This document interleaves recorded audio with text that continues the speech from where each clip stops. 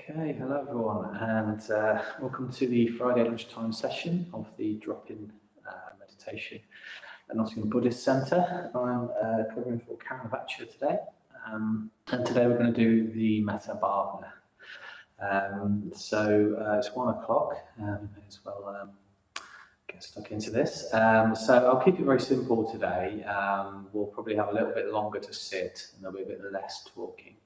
I've probably mentioned this before, but we're going to be kind of revamping some of this stuff that we're doing over. It's going to be relaunched, I think, September, maybe early October, which means that you'll have more resources online to check in with about how to do these meditations. And what that means is that the people who lead the meditations will be a bit freer to introduce a bit more variety. If you're a regular, hi Rebecca, you'll know that we kind of introduce it every single time we do it. We're going to try and move away from that a little bit, and you can go and check on our channel and on our website about the basics of the meditation. And that will just free us up to give a bit more variety to you, just so you can really find something that works for you. My experience in meditation is that there's so many different ways to do these practices, or so many sort of tips and tricks to how to make them work. That it takes a while to find what you need. So because everybody will start at a different place in their meditation. Some people are extremely kind of heady. They do a lot of intellectual work. Some people are very, very in tune with their body. So you're starting from very different experiences there. So it may be that the same things don't work for the same people. So we're going to hopefully give people a much more sort of broad palette to choose from in terms of what works for them, basically. And we'll be publicising them a little bit in advance as well. So if something really does kind of appeal to you, do check us out on social media or on our website, and you'll see what's coming up. If something really appeals to you, you can check that out. So today we're going to do the Metta Bhavana. Metta means loving kindness, Bhavana means to cultivate. So really what we're going to do is we're going to encourage certain states to exist. We're going to choose to intensify them. We're going to choose to develop those emotional and mental states into a much more positive state of mind. So it's slightly unusual, I guess, in some ways that we're not used to choosing our emotional state. But the thing is, we always have an element of volition, even if we're not too aware of it, in what we choose to follow up in our experience. Say you've become very angry about something, and then you find that you're dwelling on that thing all the time. Well, you can bring an element of choice to that. You can say, well, actually, I don't want this anymore. I want to do something different. So you can always choose. It may not be very easy. It may be like turning someone gave me an image once of like an oil tanker. It takes like 10 miles or something to turn one of those things around. So sometimes, if you are in a particular state, you just need to keep working on it, and it does actually work. But there's always an element of choosing. Do I want to follow this particular path, or do I want to follow another path? What do I want my outcome to be? So in that sense, there's something really important about karma in these meditations. Traditionally, meditation has been described as a weighty karma. What that means is that the actions that you perform during meditation, they have quite a profound impact over time. They're not a trivial thing that just fades away. So the consequences of meditating tend to linger a lot.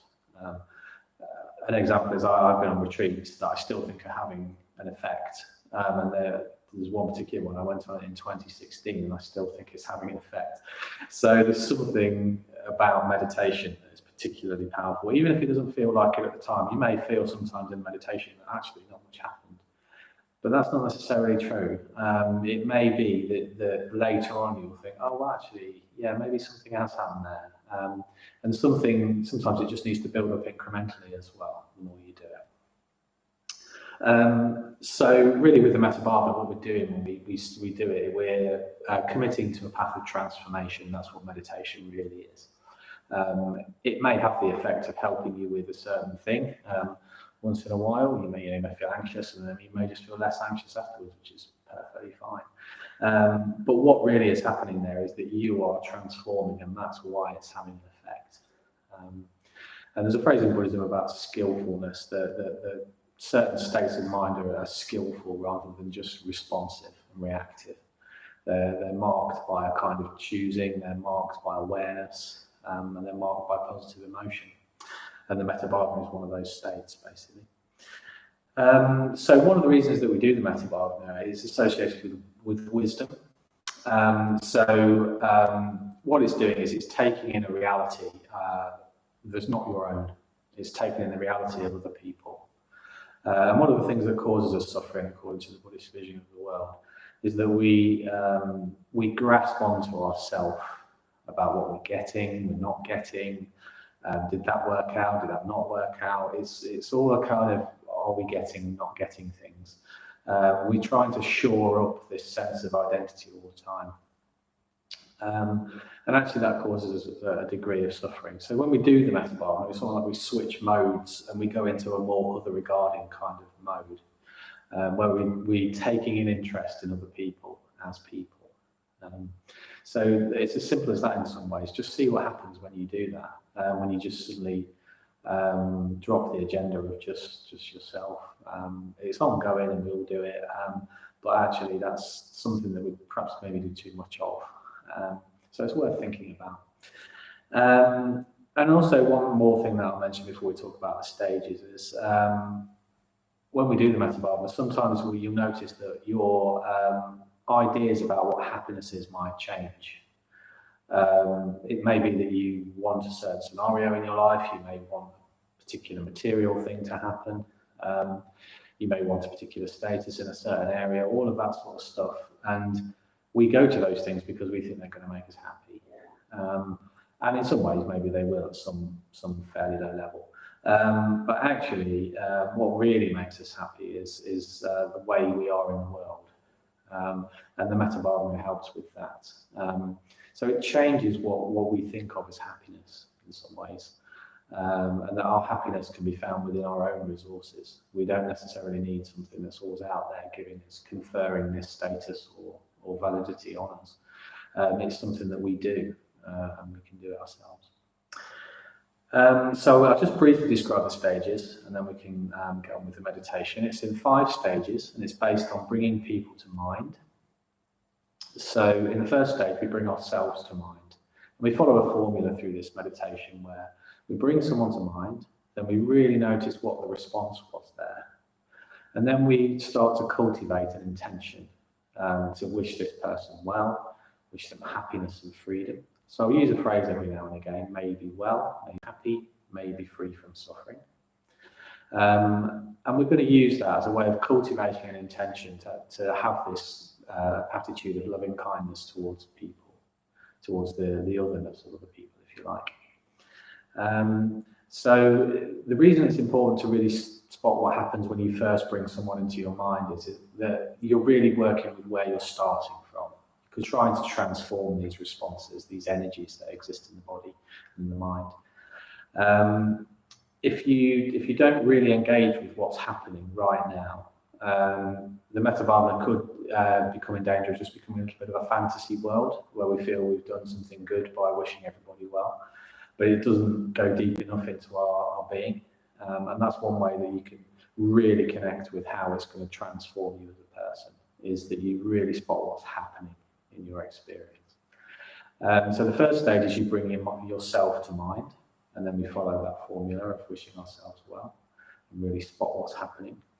The second stage is a good friend. So that could be just someone that you know for a long time, or it could be someone that you know quite casually actually, but they just make you happy and there's a friendly warmth there. It doesn't need to be too headline grabbing, although it can be. You just need to be in a kind of positive relationship with this person. Try to avoid any kind of sexual relationship, sort of anything like family stuff, like don't pick a child or a parent or something like that, because that will then get maybe just clouded up with other kinds of emotion. So try to pick someone where it's very simple friendship. The third stage, we pick a neutral person. This can go one of two ways, really. You can either not feel much because you don't know them, and that's fine. Also, you can feel quite a lot of metta towards this person if you feel, I get like this, where I feel like my own judgments are no longer that very important, I don't know them. And that helps me to sort of, my emotions to flow a bit more. So it could go either way. But if you don't feel much, just try to connect with them as another person who has the same kind of feelings you do. They're all, they're worried, they're happy, they're content, they're fearful, they dream, it's all sorts of stuff happens that they do, that we also do. So just try to connect with that sort of commonality there if you can. So the fourth stage is what's called the difficult person, sometimes called the enemy. So don't go with someone really kind of your arch nemesis, because that may just be overwhelming. It may break the sort of momentum that you've built up in the rest of the meditation. Or don't pick someone that you don't like, that you don't really know. So don't pick a celebrity, don't pick a politician, someone that you've only got a very abstract sense of. So it could be someone maybe at work, there's a bit of tension with, it could even be a good friend, it's just there's been a little bit of an argument with maybe. And just pick that. What we're doing there is we're taking metta into a place where it doesn't normally go. So normally when we think of that person, the first thing that will come up when you spot your first response will be, oh, that's a bit awkward, or I don't like that, I don't like this person. And that's good. That's what we're looking for. You're looking for that kind of energy because you're bringing loving kindness to that energy and transforming it, because that energy is there. And it kind of stays locked up within us. It doesn't really realise itself if it stays in this kind of oppositional or maybe slightly hateful or dislike frame of mind. So that's what the fourth stage is about. So in the final stage, the fifth stage, we bring to mind all of those people, ourselves, the good friend, the neutral person, the difficult person, and we try to equalise our feelings of metta towards them. So what we're doing there, just imagine it's a kind of like the sun shining. The sun just shines on everything. It doesn't sort of pick and choose and say, well, I don't like that much, I'm going to be a bit dim for that guy. Or I like them, so they're going to get a lot of sunshine. Nothing happens like that. And metta is a bit like that as well. If we just try to imagine it just flowing out to everybody, including those four people. So we first of all equalise it for those four people, and then we spread this out. We start to radiate out this feeling of metta out into the world. And we do that in a kind of limitless way. So wherever we meet sentient beings, that's the response we're going to have to them, is that we're going to wish them well, we're going to wish them happiness, we're going to wish them freedom. So we can just get on with it, really. I mean, one more thing about the phrases, though, may you be well, may you be happy, may you be free from suffering. It's worth tuning in a little bit to the idea that actually that's what every single sentient being actually wants.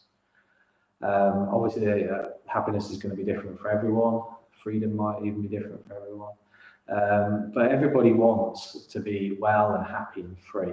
There's kind of like an underlying sort of unity to all beings, is that's what they really want. So we can tune into that and try to wish that for them, and try to get on their side, basically. And it kind of breaks down any sort of sense of opposition between ourselves and the world when we do that as well. And also just try to be aware that other people are wishing you well during that stage, even if it's just a few people that are doing this meditation right now. You are included in that meditation itself. So everybody who's doing this meditation will be doing this. We'll be wishing you well as well. So we may as well get started. I'll do a quick body scan just to get us tuned into where we're starting from. As I mentioned earlier, where we're starting from is incredibly important. So that will just allow us to see what's really going on for a while. And then we can start the meditation. So if you're feeling quite comfortable, you've got a nice posture that you feel you can maintain for maybe about half an hour, 25 minutes, something like that. Then just start to slowly relax. Just gently close your eyes.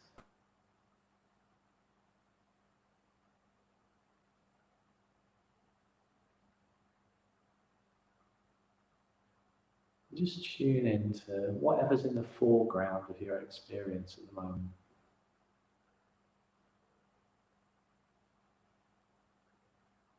And that could be a very wide variety of things. It could be a lot of mental content maybe. I've had a very busy morning. It could be a physical sensation, something that maybe is always with you, or just something that you have to be feeling now. It could be an emotional tone. Again, that could be the emotional tone that is normal for you, or it could be something that's a response to something that's happened very recently. Just tuning into what's right in the foreground at the moment.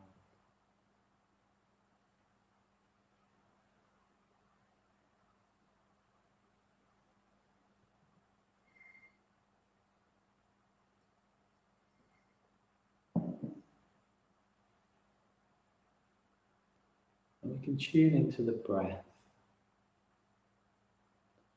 The breath is often a good indicator of how we're feeling. If we're feeling quite agitated and restless, the breath can sometimes be a bit shallow, a bit uneven. Maybe we're feeling quite settled already, and the breath may be quite deep and regular, have a steady rhythm. Just try to tune into the quality of that. It's just important information about where you're starting from in your meditation.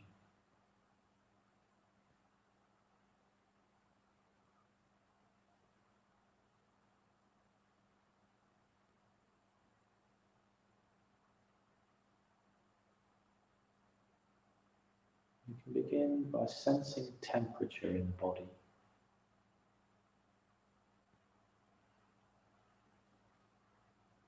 It may be quite variable. Parts of our body will be covered in clothing, some may be exposed to the air. If you're outside or near a window, you may be able to sense some air current across your skin.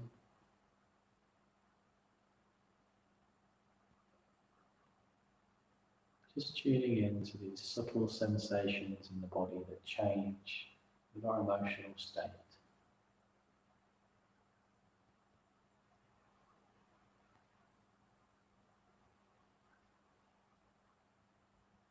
And now we can tune into our stomach area, around the belly button maybe. Feeling how that changes as we breathe.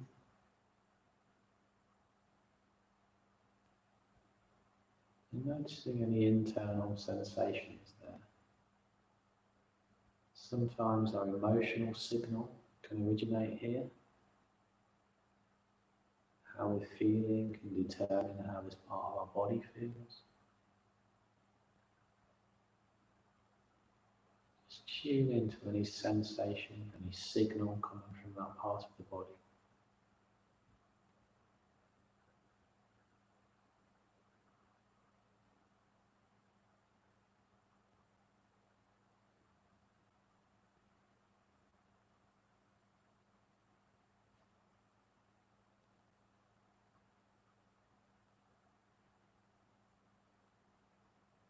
Now tune into a sense of contrast between the hard parts of your body and the soft parts of your body.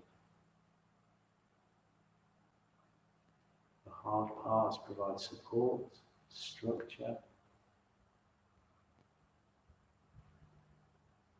We can tune into the soft parts, feeling a sense of relaxation.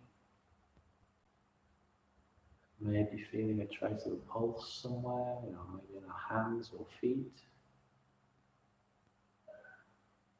And maybe some tingling energy in the muscles and the skin. Again, maybe in the hands, the head, the feet.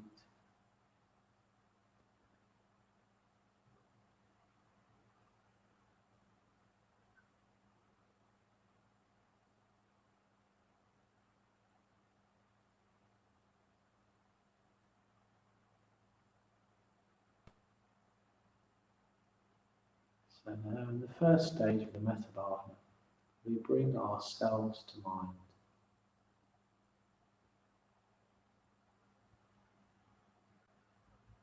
Paying close attention to the very first thing that happens when we bring ourselves to mind.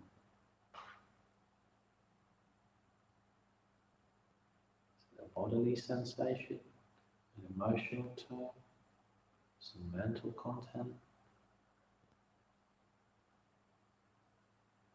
Without worrying or labeling or judging, just noticing what happens.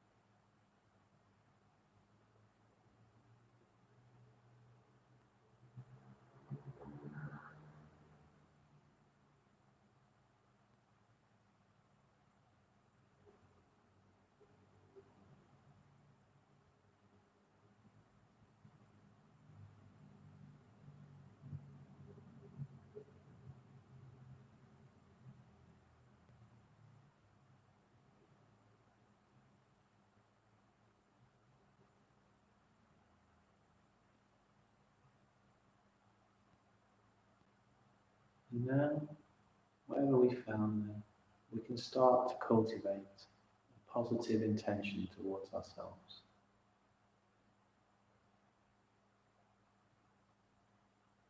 May I be well, may I be happy, may I be free from suffering.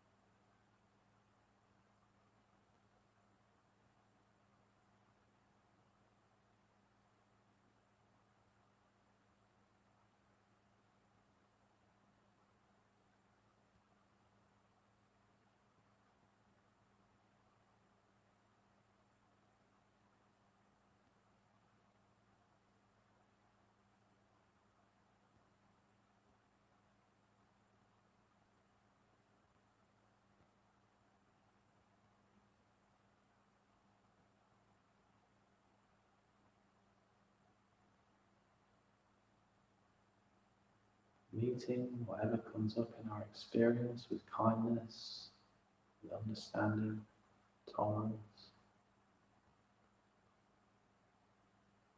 Just aware that we're choosing to bring an emotional positivity to our experience.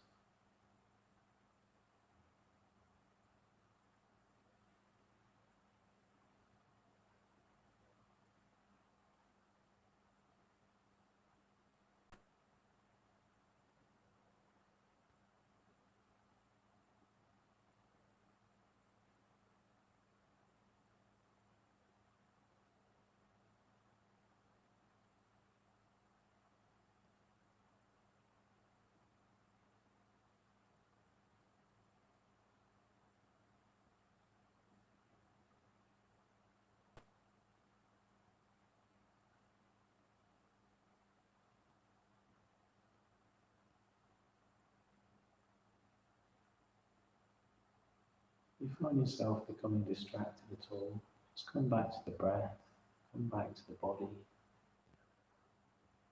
and try to tune into any positive emotion that's arisen.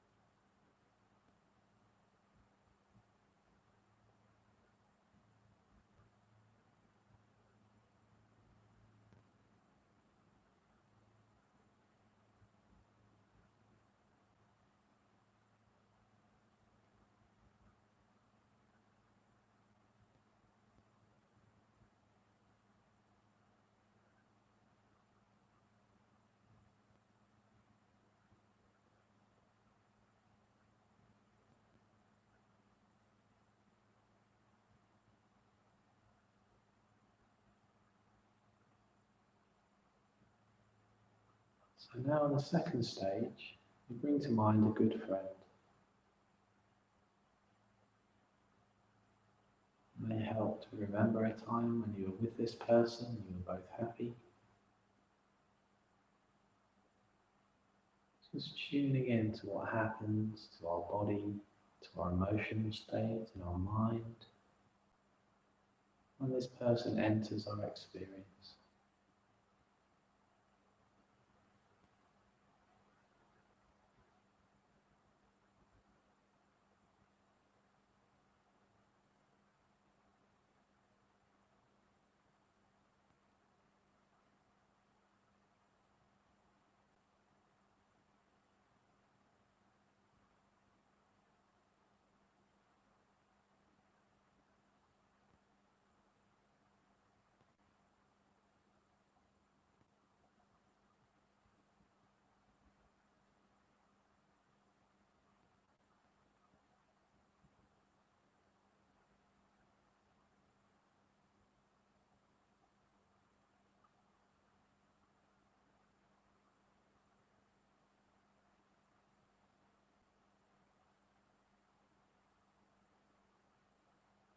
And again, just as in the first stage, whatever we found when we brought this person to our experience, whatever arose for us, we can bring to that an intention for that person to be well, to be happy, to be free from suffering.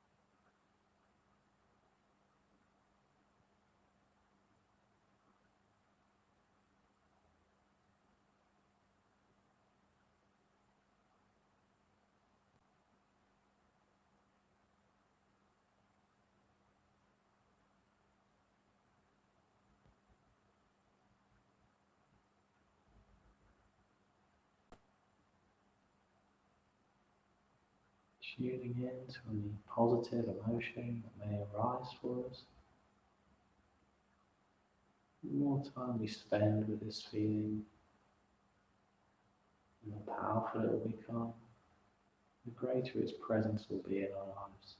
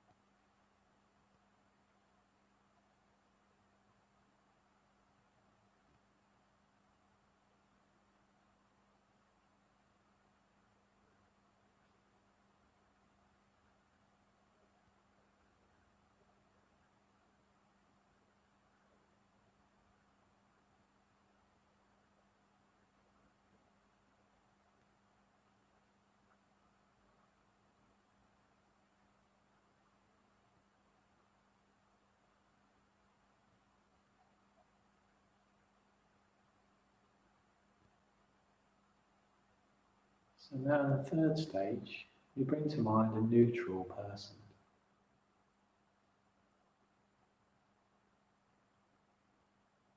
Could be someone that we see around quite a bit, but we don't know them. We can get a good visual sense of them.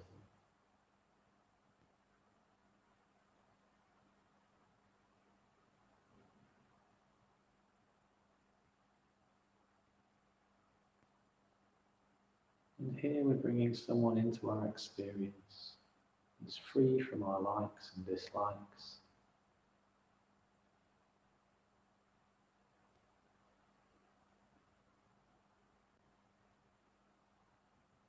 It can help us tune into how we feel about people generally. Are we optimistic about them? Are we maybe a bit fearful and suspicious? Maybe a bit wary of people?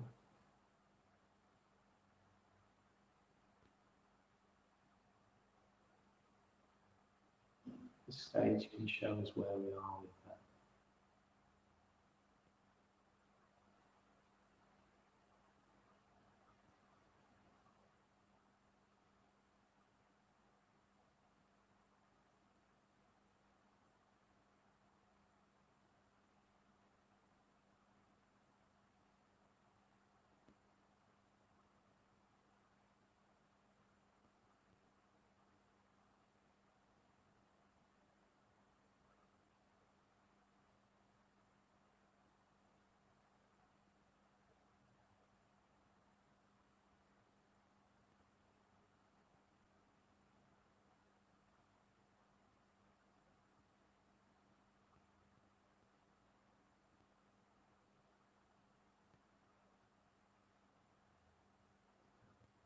And whatever we found, again, we can just cultivate an intention to be well, to be happy, to be free from suffering. Just like us, they also want this.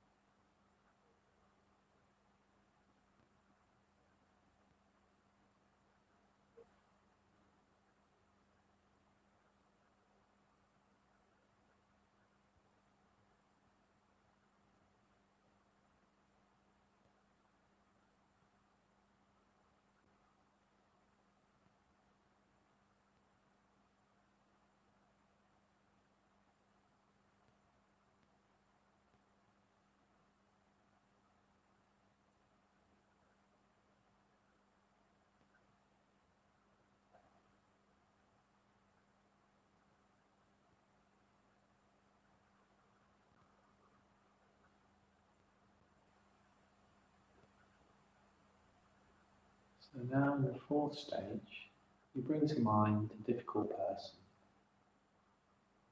Could be a friend there's a little bit of friction with, someone that you know. Don't pick someone too abstract. And here we're just going to spot what happens again when we bring this person to our experience. And just start to cultivate the idea that we take loving kindness, we take metta into a place where it wouldn't normally arise.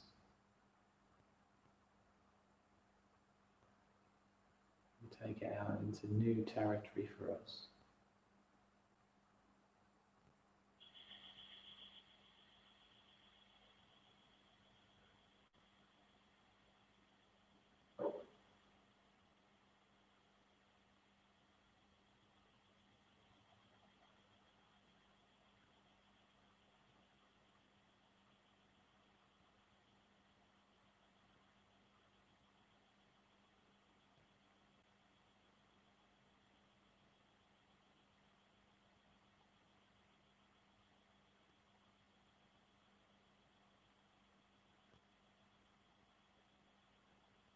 Whatever it is that's occurred between us,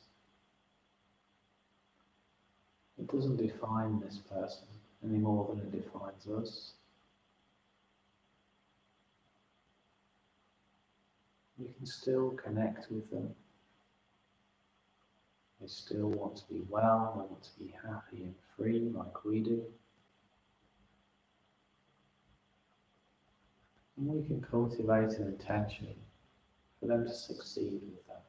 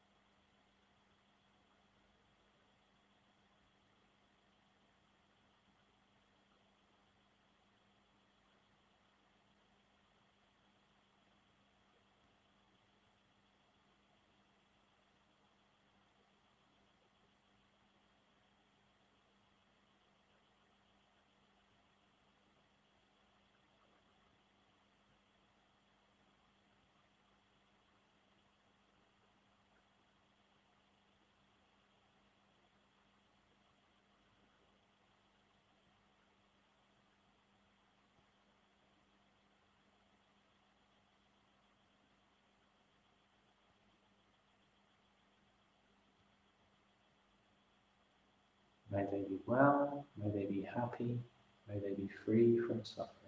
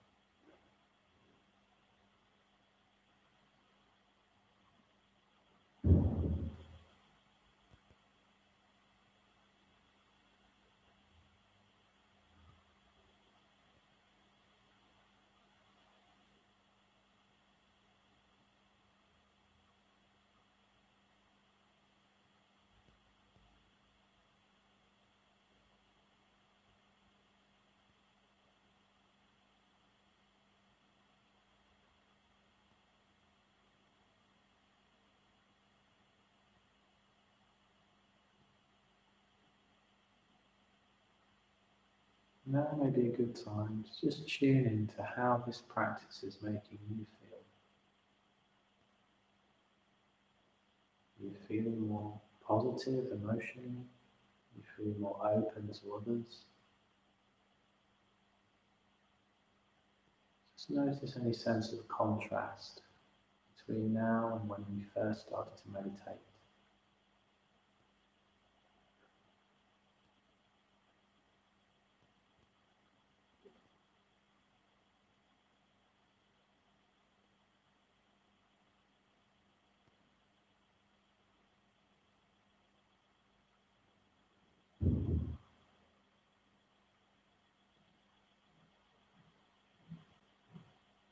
So now in the final stage, we bring together all four people, ourselves, good friend, neutral person, difficult person, and we cultivate loving kindness to all four people equally.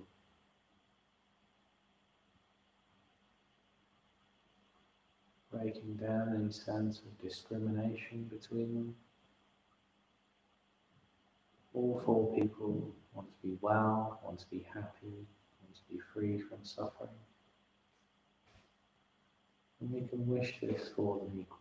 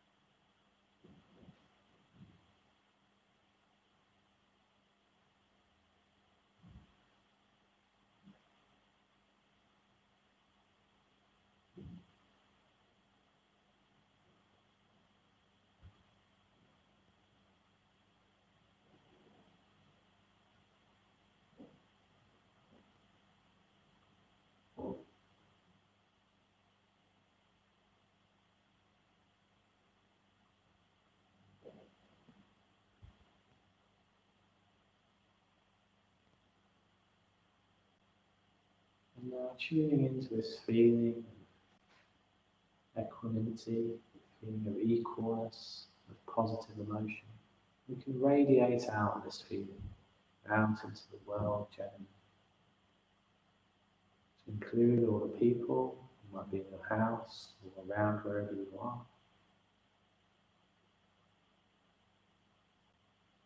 Wishing them well, wishing them happiness.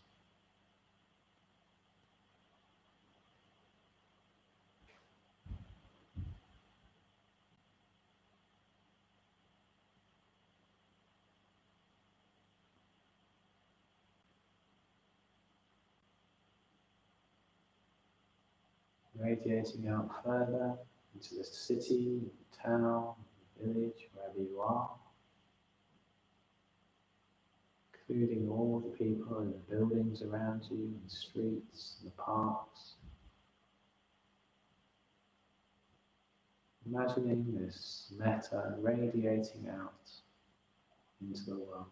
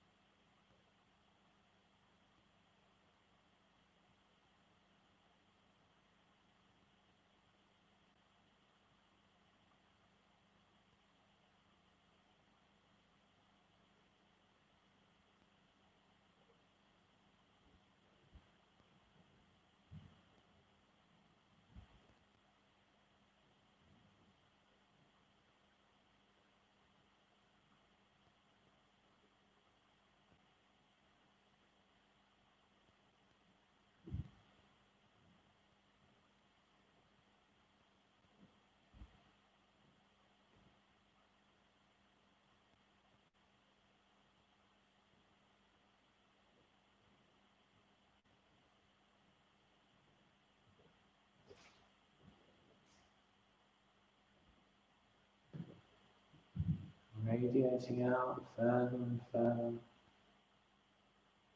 in all directions.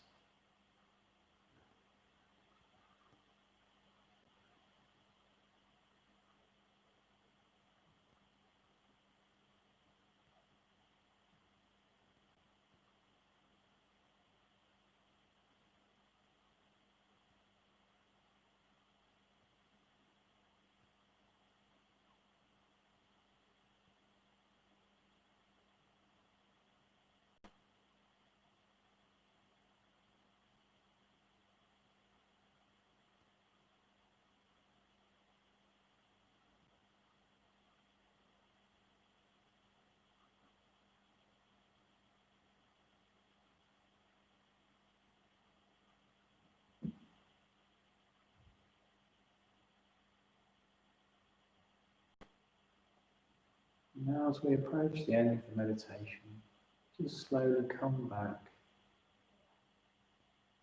into how you're feeling, what's been the effect of doing this meditation.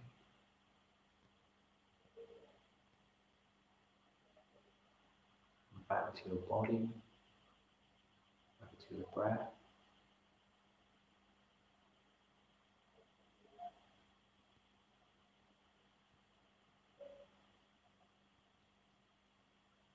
Back to how you're feeling.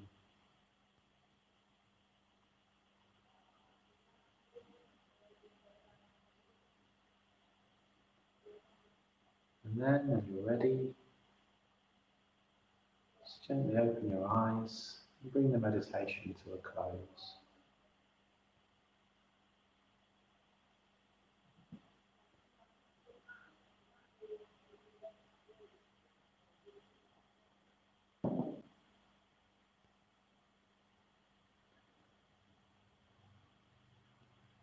Okay, thanks very much for joining us today. I hope you got something from that meditation. If you are able to make a donation today, we are very grateful for that. Things have been obviously very unpredictable here over the last several months, and yeah, we're still very reliant on your generosity. So if you do feel able to make a donation, there should be a donate button down in the description of this video, or you can go to our website. And if you can gift aid that, if you are a UK taxpayer, that's even better for us. I'll just leave you with one thing. Just try to tune into the fact that you meditated throughout the week. I mentioned earlier about this weighty karma. So you can tune in a little bit to how your meditation is having this effect throughout your life. It's really important to spot sometimes when you think, oh, actually, I did that differently. And you may be able to attribute that to your meditation. I've certainly been in that situation before where I've suddenly realised I'm a lot more positive around certain situations. And it's really helpful. And it's been really sort of transformative in that sense. So if you can tune in throughout the week and just sort of join up your meditation practice with your life outside meditation, very, very important skill to have, really.